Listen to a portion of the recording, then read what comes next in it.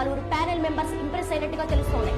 అమెరికాలోని ప్రతిష్టాత్మకమైన MNCలో సీటు తెచ్చుకున్నప్పటికీ any new medicine or vaccine sample టెస్ట్లో సక్సెస్ అయినప్పుడే మార్కెట్లో ఇంట్రడ్యూస్ చేస్తాం. ఆ జాగ్రత్త పబ్లిక్ అడ్మినిస్ట్రేషన్లో కూడా అప్లై చేసినప్పుడే అదొక మెచ్యూర్డ్ డెమోక్రసీ అవుతుంది.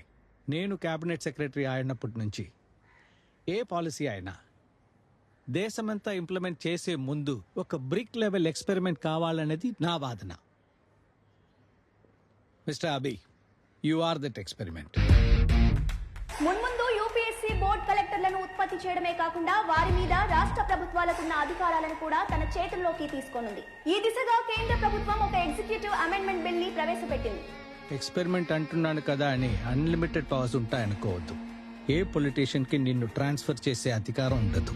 అది ఒకటే నీకు ఇస్తున్న కంఫర్ట్. ఈ ప్రపోజల్ మీద మొదటి ప్రయోగంగా ఐఏఎస్ టాపర్